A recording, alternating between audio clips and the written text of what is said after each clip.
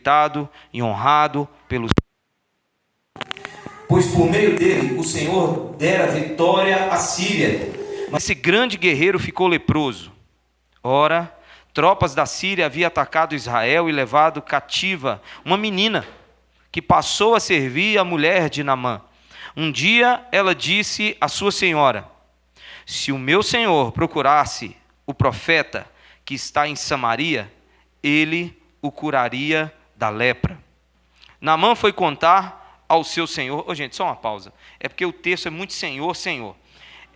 Naamã, o primeiro senhor aqui que está falando, de Naamã, é o rei da Síria, que é o senhor de Naamã. O segundo, quando a menina está falando, falasse ao meu senhor, ela já está falando de Naamã. E agora, quando diz assim, Naamã foi contar ao seu senhor, Naamã está falando ao senhor dele, ao rei da Síria. Fica um senhor, senhor, senhor, e a gente pode se perder no texto. Mas Naamã foi contar ao seu senhor, ou seja, Abinadab, o rei da Síria, o que a menina israelita dissera. O rei da Síria respondeu: vá, eu darei uma carta que você entregará ao rei de Israel. Então Naamã partiu, levando consigo 350 quilos de prata, 72 quilos de ouro e 10 mudas de roupas finas. A carta que levou ao rei de Israel dizia: com essa carta estou te enviando o meu oficial Naamã para que o cure da lepra. Assim o rei de Israel leu a carta, rasgou as vestes e disse: por acaso sou Deus, capaz de conceder vida ou morte? Porque este homem me envia alguém para que eu cure da lepra? Veja como ele quer procurar um motivo para se desentender comigo. Quando Eliseu, o homem de Deus, soube que o rei de Israel havia rasgado as suas vestes, mandou-lhe essa mensagem: por que rasgaste tuas vestes? Envia o homem a mim, e ele saberá que há profeta em Israel. Então Naamã foi com seus cavalos e carros e parou à porta da casa de Eliseu. Eliseu enviou um mensageiro para lhe dizer: vá e lave-se 7 vezes no rio Jordão. Sua pele será restaurada e você ficará purificado. Mas Naamã ficou indignado e saiu dizendo: eu estava certo que ele iria sair, que ele sairia para receber-me, invocaria em pé o nome do Senhor, o seu Deus, moveria a mão sobre o lugar afetado e me curaria da lepra. Não são os rios Abana e Farfa em Damasco melhores do que todas as águas de Israel? Será que não poderia lavar-me neles e ser purificado? E foi embora dali furioso. Mas os seus servos lhes disseram: meu pai, se o profeta tivesse pedindo alguma coisa difícil, o Senhor não faria? Quanto mais ele apenas diz que se lave e será purificado. Assim ele desceu ao Jordão, mergulhou 7 vezes conforme a ordem do homem de Deus e foi purificado. Sua pele tornou-se como a de uma criança. Então Naamã e toda a comitiva voltaram à casa do homem de Deus. Ao chegar diante do profeta, Naamã lhe disse: agora sei que não há Deus em nenhum outro lugar senão em Israel. Por favor, aceita um presente do teu servo. O profeta respondeu: juro pelo nome do Senhor, a quem sirvo, que nada aceitarei. Embora Naamã insistisse, ele recusou.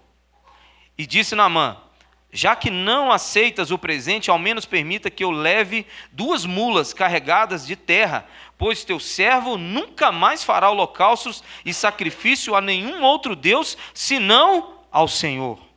Mas que o Senhor me perdoe por uma única coisa.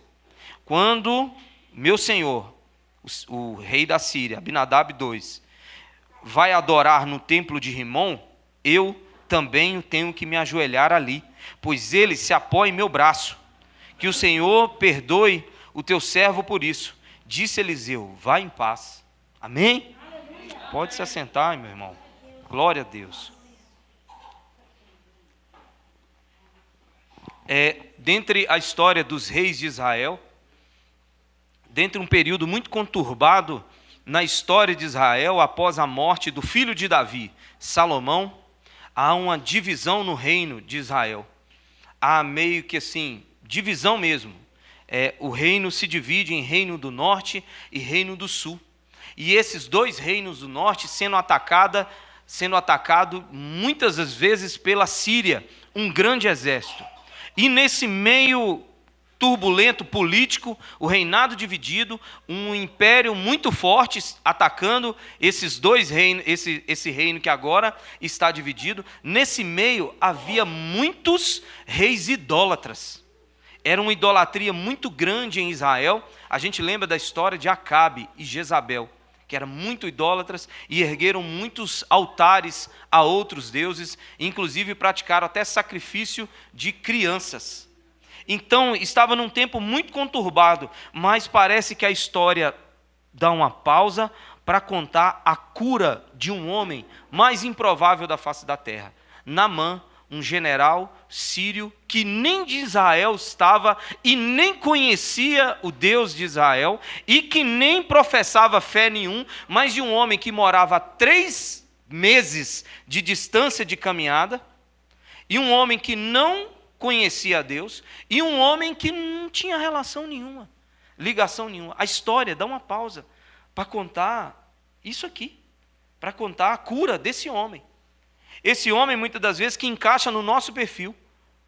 Eu e você, sem ter nenhuma ligação, sem ter nada de especial em nós, e sem ter nada dentro de nós que chamasse a atenção de Deus, ele resolveu nos curar.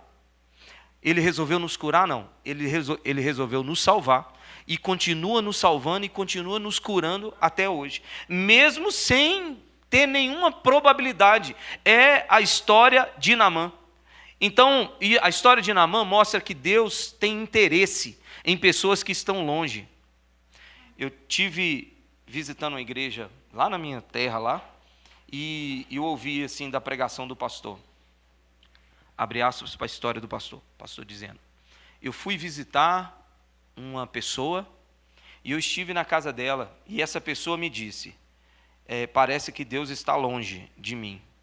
E o pastor disse para a moça: sim, Deus está longe de você. Deus está longe de você. Sabe por que Deus está longe de você? Porque você não é casada no papel. Então por isso que você grita e Deus não ouve. E Deus está distante de você. E eu lembrei na hora dessa história aqui de Naamã. Falei: Deus, como? Eu também estava. E eu vou falar para o Senhor, eu nem gritei socorro, foi o Senhor que veio atrás de mim. Aleluia. E mesmo que se eu gritasse socorro, mesmo de longe, o Senhor estaria comigo. Aleluia. O salmista diz que não importa onde eu esteja, aleluia, o Senhor estará comigo. Aleluia. Então, a história de Naamã é um milagre extraordinariamente simples. É um milagre que acontece muito na nossa vida. Voltando para o texto, no versículo 1, diz assim, que Naamã era um comandante do exército da Síria, muito importante, mas, tem esse mas aí, mas ele era leproso. Importante, influente, rico, mas tinha um problema, mas leproso. Esse exército assírio era muito grande. Na época que a história foi contada, era o maior exército do mundo. E ele era o general desse exército. Ou seja, tinha um rei e tinha abaixo dele o comandante do exército. Então Naamã era um homem muito, muito, muito, muito poderoso. Mas muito poderoso mesmo. Mas ele era leproso. E aí tem muito a ver com a nossa vida. Mas aí você vai falar assim, não, mas eu não tem a ver com a minha vida, porque Naamã era influente, rico, poderoso, e eu não sou. Mas o texto aponta para uma situação que acontece muito com nós. A realidade de fora que as pessoas percebem não condiz com a realidade que estamos vivendo dentro de nós. Ou seja, as pessoas percebem, na rua a gente pode ser uma pessoa. Aos olhos das pessoas a gente é uma pessoa, mas por dentro existe uma lepra em nós. Existe uma luta a ser vencida, existe um pecado a ser vencido. Existe um traço da nossa personalidade que ainda a gente não conseguiu vencer. Existe algo dentro de nós. Lepra, irmão, para um homem pode ser a pornografia, que é aquilo que ninguém vê. Para uma mulher, pode ser os seus jogos de manipulações com seus maridos e por onde ela passa. usando sensualidade e ninguém está vendo. Tipo a lepra de Naamã, sabe? Ninguém via. Por que ninguém via? Porque a lepra era uma doença que, acaso fosse descoberta e diagnosticada, você era isolado. Você não convivia mais em sociedade. Se a gente percebe essa história de Naamã passeando entre palácios da Síria e depois entregando cartas a Israel, ao palácio de Israel, ao rei de Israel, aquilo ali aponta para um sinal assim, ninguém sabia. Se alguém sabia, era muito restrito, poucas pessoas.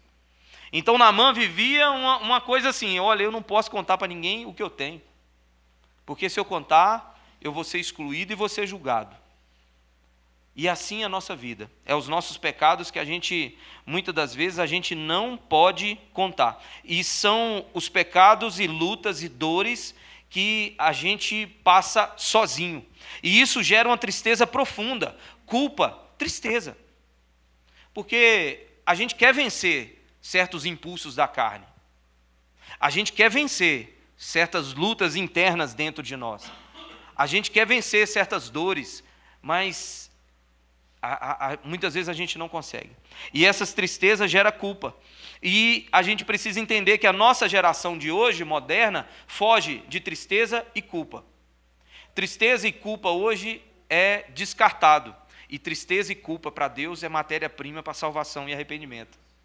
Você está entendendo?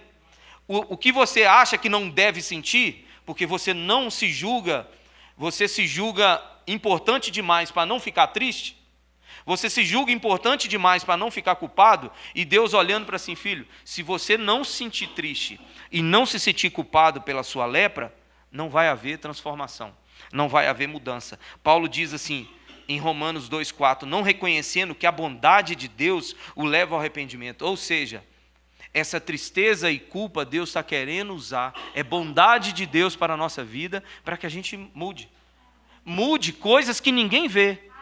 Então essa pregação aqui, ela é tipo assim, é para todo mundo, personificada. Cada um pega e aplica a sua lepra. Você pode pensar assim, não, eu não tenho lepra. Sério, irmão? Sério que Deus vai trazer nós aqui numa noite, assim, não tem nada para mudar em nós? Não tem nada para mudar em mim? Poxa vida, é desonestidade consigo mesmo. É desonestidade com o próprio Senhor.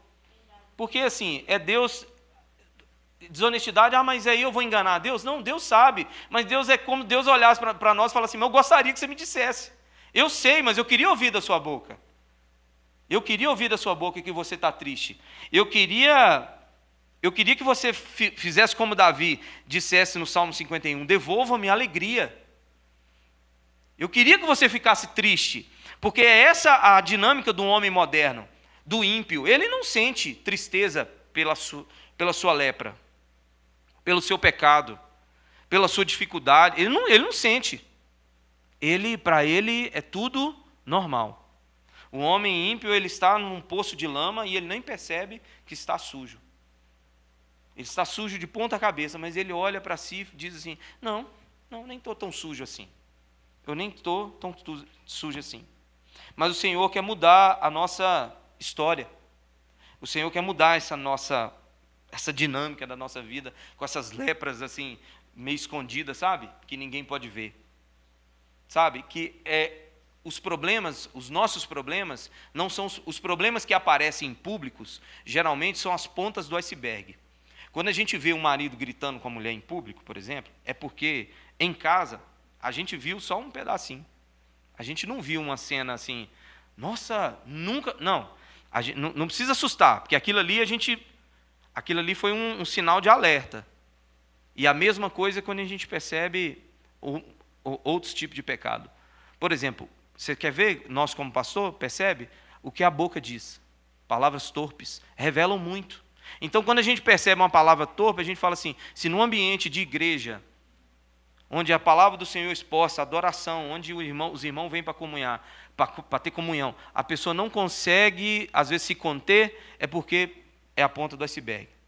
E essas coisas que a gente faz quando ninguém está vendo, o Senhor quer curar de mim, Elvis, quer curar de você. Tem algum problema, gente, essa noite, o Senhor querer curar nós? Aleluia! Né? Obrigado pela Então assim, no versículo 2 e 3 o Senhor diz assim: ora, tropas da Síria haviam atacado Israel, levado cativo uma menina, que passou a servir a mulher de Naamã.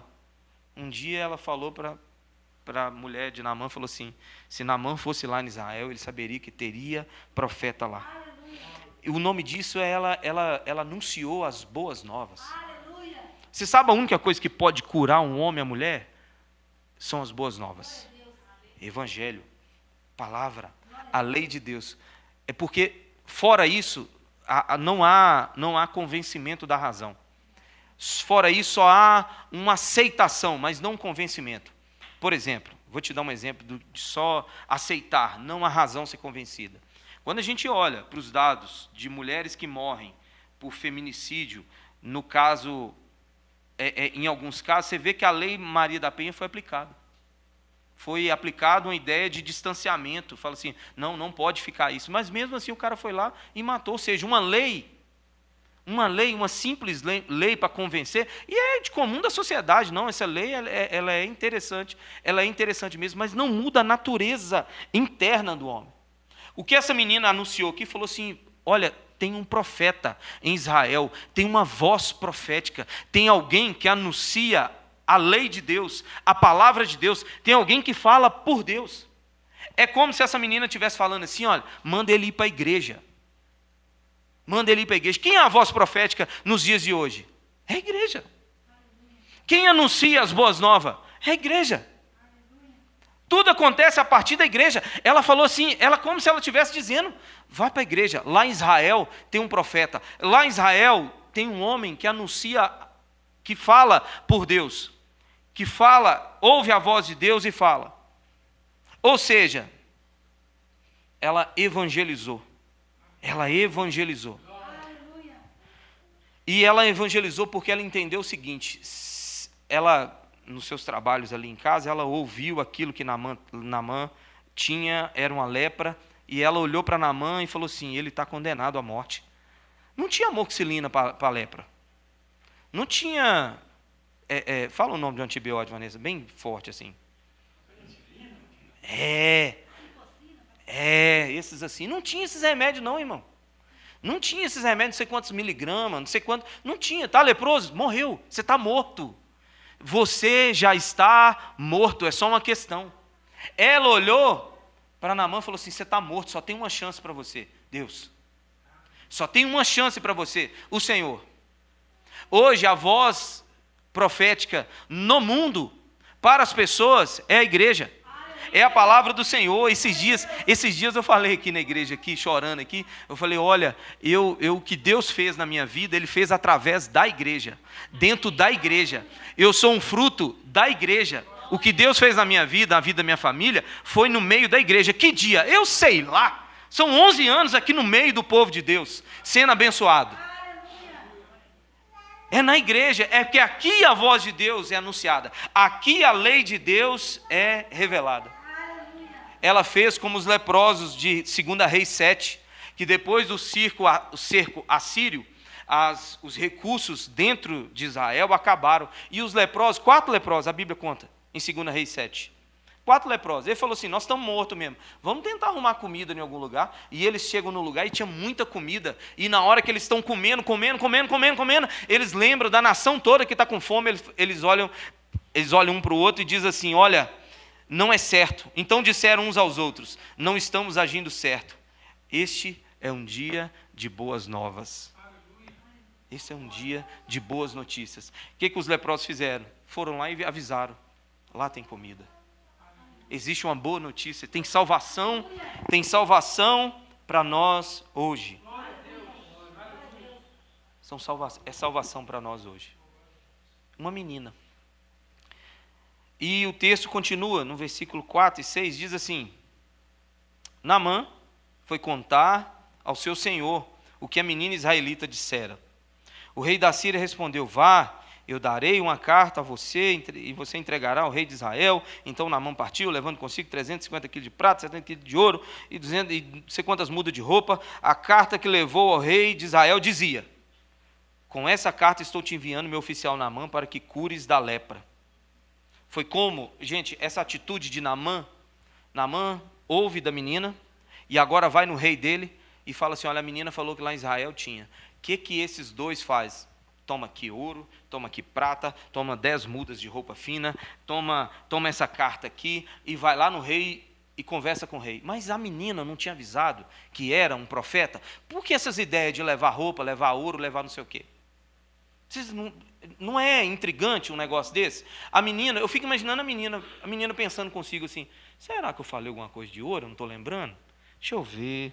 Eu só lembro de ter falado do profeta, eu não lembro de ter falado de procurar rei, procurar ninguém não. O texto, a menina fala assim, vá procurar, mas é a nossa sociedade. A mentalidade de Naamã e Abinadab, o rei da Síria, é nós nos nossos dias de hoje. O milagre só está em coisas grandiosas. O milagre só está em coisas grandes. O milagre só está em momentos espetaculares. O milagre só está em grandes igrejas. O milagre só está em multidões. O milagre só está aonde parece o pragmatismo, aonde parece o milagre não está na simplicidade, mas só está nas coisas grandes. Você sabe o que acontece? O que impressiona o homem não impressiona Deus. Sabia? 365 quilos de prata. Cadê? 72 quilos de ouro puro. Roupas finas. Uma carta de um rei para um outro rei. Olha que negócio legal. Parece assim, sabe, o Itamaraty mandando para o consulado americano uma carta falando assim, olha, estou enviando aí o Elvis e tal, dá bastante sanduíche para ele, leva ele nos parques de Orlando, tudo. É um negócio muito chique assim. Era um negócio muito legal, mas isso impressiona os homens. Impressiona. Se eu chegar lá nos Estados Unidos, no consulado americano, com uma carta daqui, do Itamaraty aqui no Brasil, lógico, eu vou ser muito bem recebido, portas vão se abrir e pessoas vão se admirar e vão olhar e vão falar assim, quem que é esse rapaz cabeçudinho aí, esse baixinho? Vai impressionar a maioria das pessoas, mas o que impressiona Deus, o que impressiona os homens, não impressiona Deus. Deus usou uma menina escrava, a menos provável, para poder ajudar. Quem sabe hoje, esse BO que tem na sua vida, que tem na nossa vida, pode ser resolvido hoje com um culto de quarta-feira, um momento que você não esperava, um dia que assim, você não esperava mesmo, um dia que você falou assim, eu vou lá porque eu estou precisando de pedir um negócio para Deus, eu vou lá que eu estou precisando de, sei lá, eu não sei por que você chegou aqui, como você chegou, mas para buscar uma cura para um pecado nosso que ninguém sabe, a probabilidade é pouquíssima, irmão, a probabilidade é muito pouca. Então assim, em dias prováveis como hoje, através de bocas de pessoas improváveis como hoje, Deus pode mudar a sua vida, Deus pode dar uma direção nova, fortalecer, sabe? E aí eu vou ser bem sincero com você, de repente Deus não arranca esse pecado assim, de uma vez por todas de você não. Mas pode acontecer com você, como os 10 leprosos de Lucas 10, que quando eles iam sendo curados. De repente você sai aqui meio leproso ainda, mas na hora que você vai curvando aquela esquina ali, você já está menos. Você vai subir no morro ali, você já está um pouco menos. E assim Deus vai fazendo na sua vida. Não é legal aquele milagre? Enquanto eles iam sendo curados. Então, de repente, você sai daqui hoje com um despertar. De repente, você sai daqui hoje com o evangelho sendo anunciado. Porque o evangelho sendo anunciado, o evangelho, a princípio, ele não traz conforto. Preste atenção. O evangelho, sim, o evangelho pregado atualmente, esse evangelho de amor, esse evangelho de só amor, esse evangelho carinhoso. Mas o evangelho verdadeiro da palavra de Deus, primeiro ele traz um tormento no coração do homem. Em Romanos 7, Paulo descreve um homem que está acabando de nascer de novo, se convertendo. Ele diz assim, o bem que eu quero fazer, eu não faço, mas o mal que eu não quero, esse eu faço. Quem poderá me livrar desse corpo da morte, desse corpo de morte? E ele diz assim, graças a Deus por Jesus Cristo. Aleluia. Sabe o que Paulo está descrevendo ali? Um homem que acabou de abrir os olhos e está extremamente angustiado com o seu pecado. É assim que a exposição do evangelho faz. Então você pode estar aí hoje falando assim, ai, mas logo quarta, falar dessas coisas chatas. Falar dessas coisas chatas, falar desses trem, esse trem já me mata o dia inteiro. Mas o evangelho, irmão, ele faz isso conosco. Ele confronta o nosso pecado, abre os nossos olhos, expõe a nossa lepra. E aí a gente consegue pedir socorro. E aí a gente arrepende de verdade. Não sabes que a bondade de Deus leva ao arrependimento? Aí a gente arrepende. Só depois que a gente tem consciência do pecado.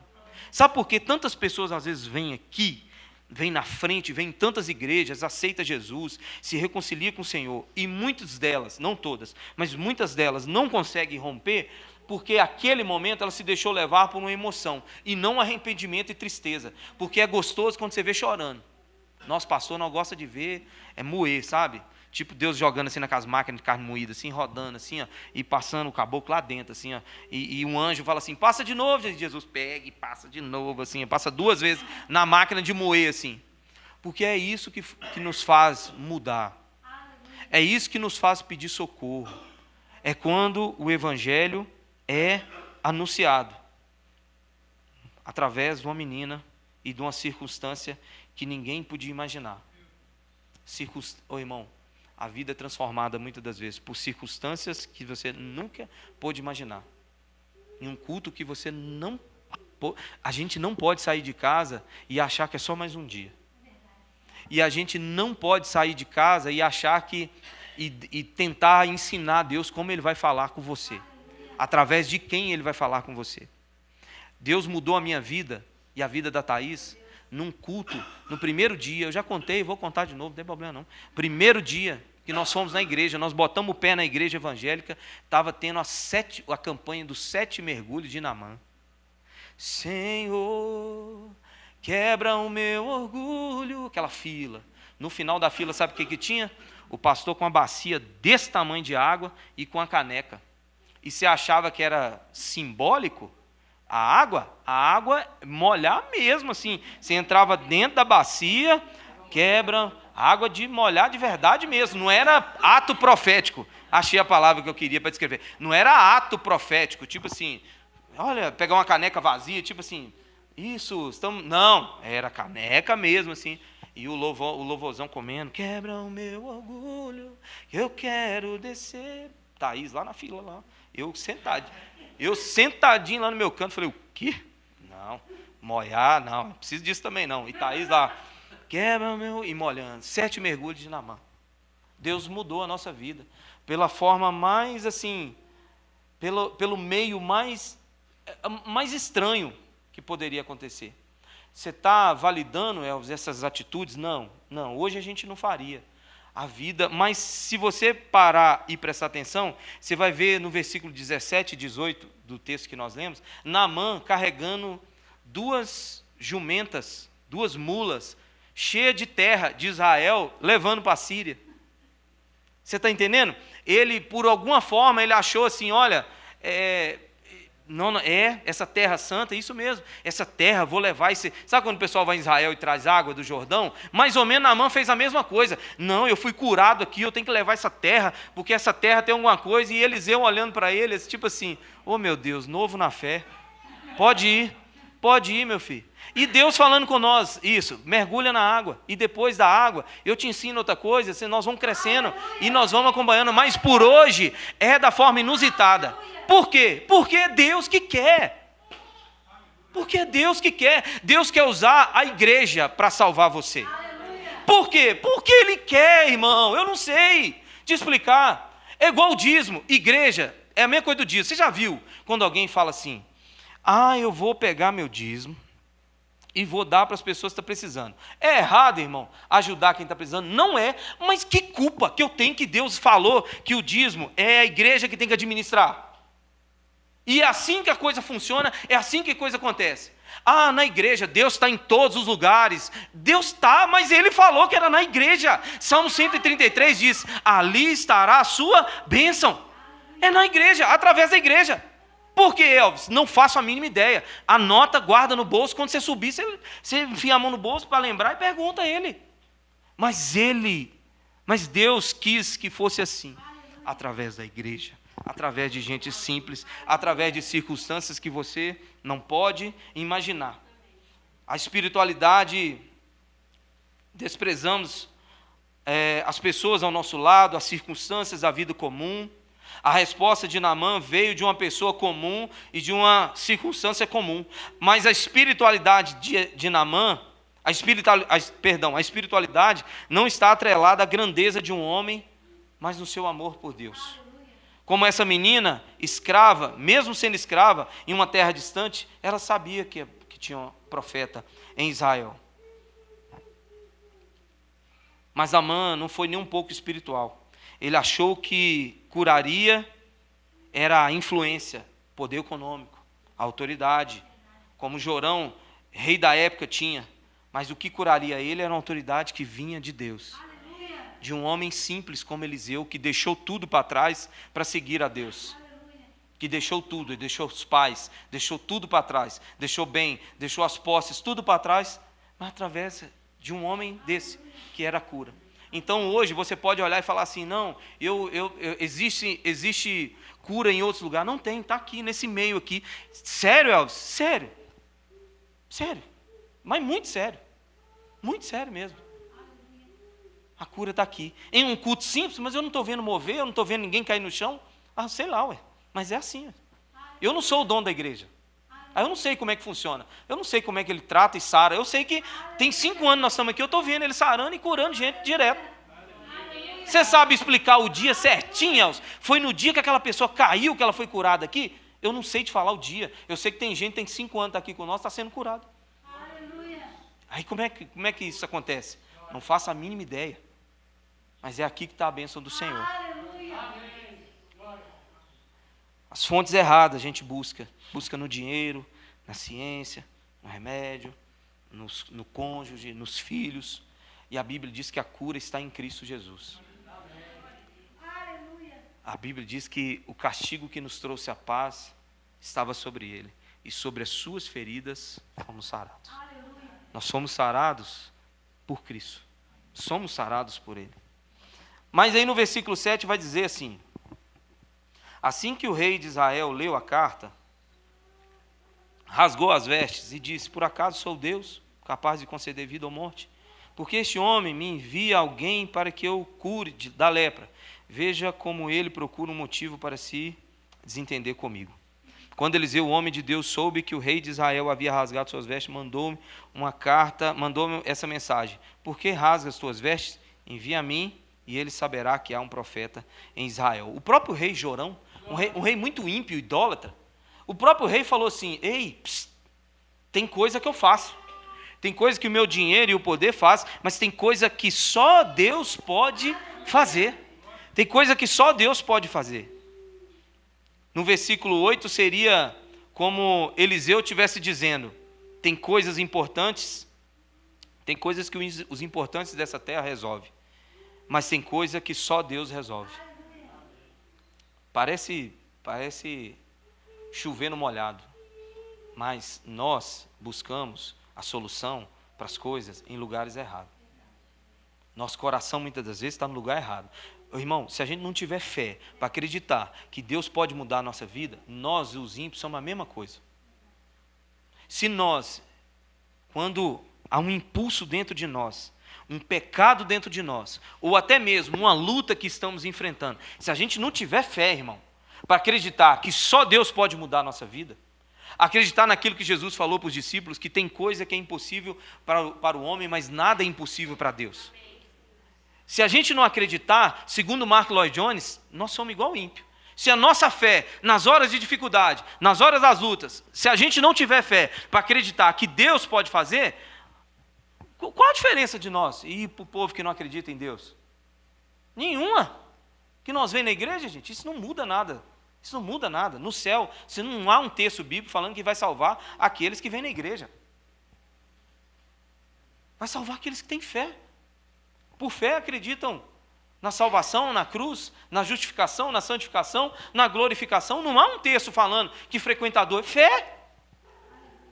Se nós não cremos que Deus pode mudar a nossa vida, em um tempo de muita luta, idolatria, Jeremias, Deus levanta o profeta Jeremias para falar, é até um trecho de uma música que eu canto ela quase todo dia lá em casa, que diz assim: não há bálsamo em Gileade, não há médico em Gileade, por que será então que não há sinal de cura para a ferida do meu povo?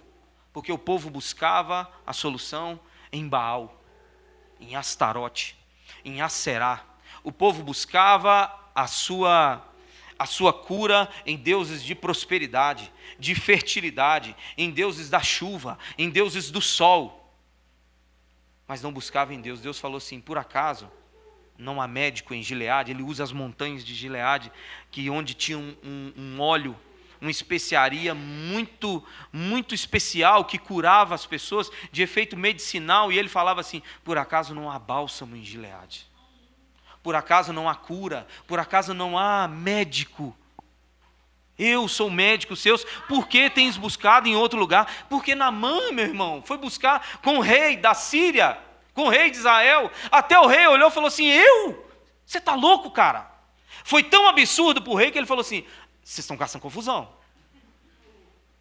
Vocês estão caçando confusão. Ah, entendi. Vocês estão caçando é guerra, não tem base. Você me falar uma coisa dessa. Não tem base. É o que acontece hoje nos dias. As pessoas estão buscando, mais uma vez. Sim, eu sou meio psicopata com a igreja. E as pessoas estão buscando a solução fora da igreja. Fora da igreja. Algo que tem uma ligação com a igreja, mas estão buscando fora. Quer um exemplo? Quem acompanha a internet está vendo. Os legendários. Os legendários. Qual é o problema dos legendários? Qual é o problema dos legendários? Que é algo que está fora da igreja. Está desligado da igreja. Não faz parte, não é igreja. Aquilo não é igreja. Não nasceu da igreja. Aquilo tira o foco da igreja. Jesus ama a igreja. Irmão, abre aí Efésios 5, para nós falar sobre igreja, rapidinho. Para vocês verem se eu estou exagerando ou não. Vocês verem se eu estou exagerando. Efésios 5, rapidinho. Acelere aí, lá na frente. Gálatas, 1 Coríntios, 2 Coríntios, Gálatas, Efésios. Gálatas, Efésios 5. O versículo eu não sei, eu vou achar aqui agora. Olha. Versículo 25. Versículo 25. Está dando uma instrução aos maridos. A gente vai a gente vai deixar um pouquinho de lado essa proposta dos maridos, mas vamos entender a analogia que o apóstolo Paulo diz na hora de ele falar sobre os maridos aqui. Maridos, ame cada um a sua mulher. Pronto, beleza, vamos deixar isso de lado. Não é encontro de casais, não. Vamos deixar isso de lado. Agora vamos ver o que ele está dizendo, por que ele está falando isso. Assim como Cristo amou a igreja e se entregou por ela. Amou a igreja e se entregou por ela, para santificá-la, tendo-a purificado pelo lavar da água mediante a palavra, e para apresentá-la a si mesmo como gloriosa, como igreja gloriosa, sem mancha, nem ruga ou coisa semelhante, mas santa e inculpável. Aleluia. Essa é a igreja de Deus. Aleluia. Não dá para buscar solução fora. Não há bálsamo, não há médico fora. É na igreja do Senhor, não é no pastor, é na igreja. Versículo, para a gente caminhar para o final, versículo do 9 ao 13. Vamos ler. Então Naamã foi com seus cavalos e carros e parou à porta da casa de Eliseu. Eliseu enviou um mensageiro para lhe dizer: vá, lave-se 7 vezes no rio Jordão, sua pele será restaurada e você ficará purificado. Mas Naamã ficou indignado e saiu dizendo: eu estava certo de que ele sairia para receber-me. Invocaria-me em pé o nome do Senhor e o seu Deus moveria as mãos sobre o lugar afetado e me curaria da lepra. Não são os rios Abana e Farfa? É assim, gente, que lê isso? Abana e Farfa, né? Abana para mim é abanar, assim. Abana e Farfa. Em Damasco. E Farfa é o quê, Robi? Farfa. No meu está Farfa aqui. Então, um é farpa de negócio, o outro é alguma coisa aí. Farpa, em Damasco, melhores do que todas as águas de Israel, será que não podia lavar-me neles e ser purificado? E foi embora dali furioso, mas os seus servos lhe disseram: meu pai, se o profeta tivesse pedido alguma coisa difícil, o Senhor não faria? Quanto mais quando ele apenas diz que se lave e será purificado. Mais uma vez, tá? Só uma observação. Mais uma vez, Deus falando através do improvável. Naamã estava indo embora. O servo dele, mais um cara, entra na cena extremamente improvável. Primeiro a menina, varrendo casa, falou assim, olha, vai lá na minha cidade. Lá tem profeta. E mais uma vez, o servo, Naamã, vamos embora. O servo falou assim, rapaz, nós viemos de longe demais. São 3 meses de viagem. É muito longe para estar aqui e perder tempo.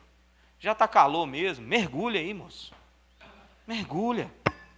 Deus falando mais uma vez. O nosso milagre pode estar um passo, mas não conseguimos enxergar por causa da nossa forma de enxergar o agir de Deus, como eu já disse. E aí tem uma história na Bíblia que ela vai muito... Ela confronta muito a história de Naamã, que é a mulher do fluxo de sangue. Se estamos falando de milagre, existe um milagre no Velho Testamento, Naamã, o sírio, e a mulher do fluxo de sangue. E é um contraste muito grande e nos ensina. Como Naamã, a gente já fez, presta atenção, antes de a gente entrar na mulher do fluxo de sangue, como Naamã a gente já fez o mais difícil. A gente já foi, a gente já está aqui. Você já está aqui, cara. Irmã, você já está aqui. Irmão, você já está aqui. Isso é como se fosse numa corrida na beira da lagoa ali, aqui em Lagoa Santa. Você já está na metade. Voltar é a mesma coisa do que seguir. Agora vamos continuar. Naamã já estava lá. Naamã já tinha ido. 3 meses de viagem. Já estava lá. Já tinha falado com o profeta. E agora, o servo dele fala assim, cara, faz o simples, moço. Se ele pedisse um trem difícil, você ia fazer. Por que você não faz o simples? A simplicidade do que Deus está pedindo, somado ao seu poder, pode transformar em algo muito poderoso. Olha, Naamã, Eliseu mandou o servo dele, Geazi, dizer, olha, mergulha 7 vezes. Ele falou, não, é muito pouco. Eu queria que ele saísse aqui fora, invocasse o Deus de Israel e passasse as mãos sobre o lugar afetado e eu seria curado. Ele queria um espetáculo. Ele queria um espetáculo. Sabe aqueles dias de culto assim, que fica aquelas músicas tocando, bam, bam, bam, e o pastor falando alto assim, sabe? Ele queria tipo um negócio assim. Ele queria um negócio assim. Eliseu não deu para ele. Eliseu falou bem assim, é um homem de Deus. Eliseu era um homem de Deus. E Eliseu sabia que a cabeça de Naamã funcionava só em coisas grandes, trazendo ouro, roupas finas, cartas para o rei e tal. Eliseu falou assim, eu sei onde é que eu te pego. Mergulha lá. E eu não vou dar nem ideia para você. Mas olha a mulher do fluxo de sangue. Se tão somente eu tocar nas suas vestes. Você já pensou nesse milagre da mulher do fluxo de sangue? É porque a gente está tempos depois da história e a gente não percebe o quão loucura é dessa mulher há 2000 anos atrás. De na cabeça dela empurrar todo mundo e tocar nas vestes. Agora, lógico, que a gente lê o relato de Marcos e a gente fica assim, nossa, que doido, a mulher tocou e de Jesus saiu virtude. Mas pensa na loucura dessa mulher lá atrás. Se tão somente eu tocar. É tão simples que o próprio texto, a própria Bíblia, ela mostra para a gente que na cabeça dela era muito simples. Se tão somente eu tocar. Ela olhou para Deus e falou, ele é tão poderoso que basta apenas um toque. Se eu só tocar, e Naamã, não, eu quero um espetáculo. E a mulher falou assim, eu quero apenas um toque. Já pensou se a nossa vida estiver assim? Para Naamã, era 7 mergulhos. Para a mulher do fluxo de sangue, era só um toque, como eu disse. Para nós, gente, essa noite, Deus pode fazer um milagre, arrancar essa lepra da sua vida. De repente, se a gente ter coragem, pegar a Bíblia todo dia e ler. E Deus falando assim, e você falando com Deus, eu estou lendo sobre genealogia e eu estou precisando de dinheiro. Onde é que se encaixa? Quem gera fulano, gera ciclano, está multiplicando gente, não é dinheiro aqui. Eu estou precisando de dinheiro. Você pode falar. E Deus falando assim, continua lendo. Você está lendo sobre um milagre de um homem cego, Bartimeu. Você fala, Deus, minhas vistas é boa demais, eu nem uso óculos. E o meu problema com a minha família, com os meus filhos? E meu problema? E meu problema com o meu trabalho, que eu já estou desempregado? E meu trabalho com minhas contas, que eu não estou conseguindo pagar? E meu trabalho com essa tristeza que não acaba no meu coração? E essa ansiedade? O que Bartimeu tem a ver com a minha ansiedade, Deus, que eu não consigo dormir faz dias? E aí, irmão? E Deus falando assim, continua. Imagina você tentando ensinar a Deus. Imagina, irmão Eliseu, você já viu tanto milagre que esse homem fez, gente? Você imagina Naamã, um chefe, um general da Síria, falando assim, ele tinha que fazer. Eu fico imaginando Eliseu falando assim, quem é você mesmo, meu filho? Imagina, a gente falando para Deus, e Deus falando assim, o milagre está na leitura da palavra, na comunhão comigo através da minha palavra. Oração, irmão. Oração, quer ver o trem mais absurdo? Eu sei, tem muito crente que não acredita que oração é um trem de maluco. Você nunca parou para pensar nisso, não? Você ficar lá dentro do banheiro de sua casa, igual eu faço lá em casa. Você sentar, ficar orando assim, aí você abre o olho e fala assim, não tem ninguém, só tem eu aqui mesmo.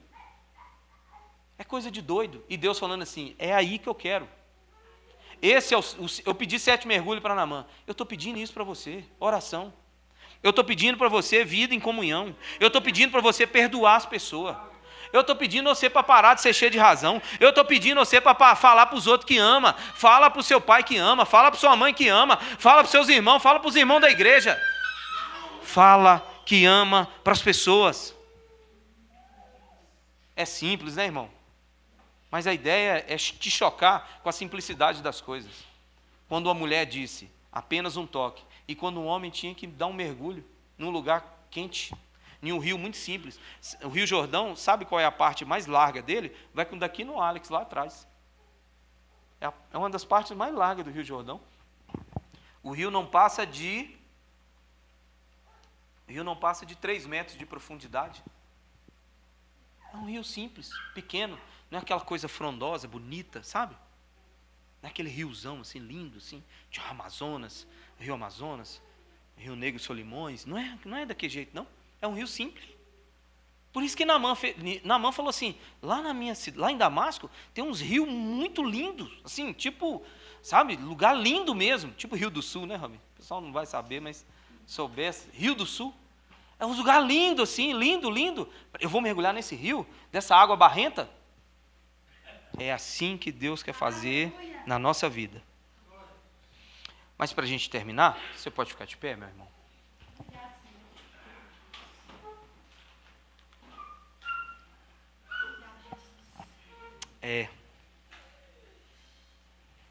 É isso. É na simplicidade que a gente encontra os milagres de Deus, sabia? Deus faz uns negócios espetaculares assim mesmo. Deus faz. Olha, tem 14 anos que eu caminho com o meu Senhor. 14 anos.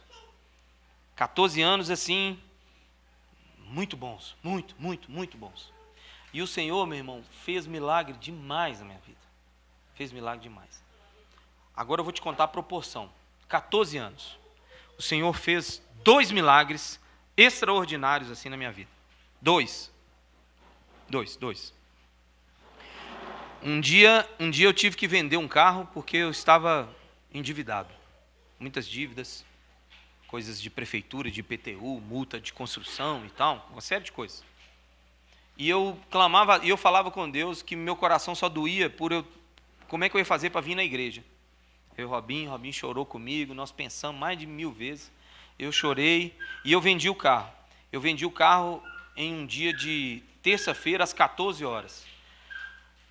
Às 15h30, Deus me deu um outro carro. Em 15 anos. Então, assim, foi bem espetacular, assim mesmo. Foi aquele negócio em que eu cheguei aqui, contei para o Robin, que isso? Eu não sabia explicar. Eu só estava assim, não sei, está aqui. No outro dia, eu acordei de manhã, acordei assim. No outro dia, depois que tinha acontecido, a gente tinha festejado. Eu acordei, eu abri assim, eu falei, não, eu estava sonhando. Não é verdade, não. Eu fui lá na garagem de casa, abri a porta da sala assim, falei, meu Deus do céu, é verdade mesmo. 14 anos. E depois um dia que Deus curou minha menina, estava com febre, passando muito mal mesmo, e eu orei e a febre cessou na hora. 15 anos, só essas